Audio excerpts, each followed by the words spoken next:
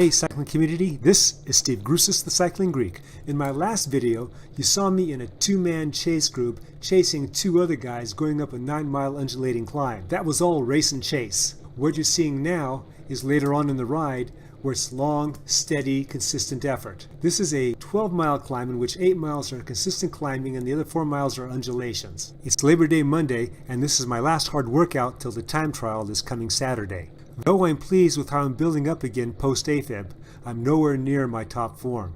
Still, I want to do the best I can. And one of the drivers is that I have competition in the 60-plus category where I live. There's a local named Ken. I think he used to race back in the day. He can easily dust me if I'm not in top form.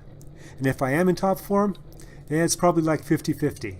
Be that as it all may, I just want to put in a solid performance.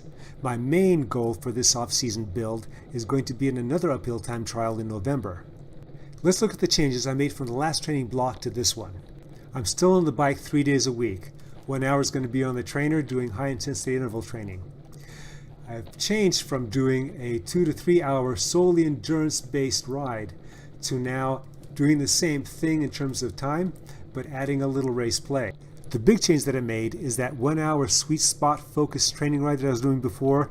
It is now a 2 to 3 hour ride in which I'm focusing on strength building work on the climbs.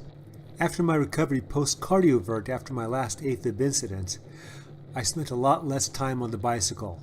I had a couple 1 hour sessions on the trainer and up to a 2 hour endurance ride on the road.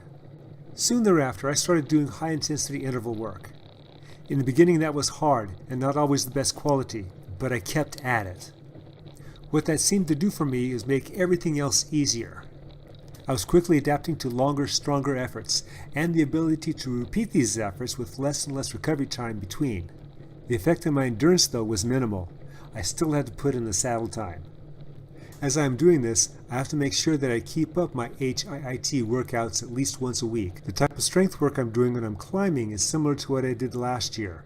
I'm pushing a bigger gear at a moderate cadence using full circle spinning. The full circle spinning is critical to this exercise. The goal is to build your strength at every point in your spin. The ultimate goal is that whatever cadence gear combination you're using on a particular climb, that eventually you'll be able to use that same cadence at a slightly bigger gear on that same climb. This is exactly the type of work that I'm doing as my training partner pulls away and I have 7 miles of consistent climbing to go. I hope you enjoyed this episode. Remember, comment, like, subscribe. The Cycling Greek.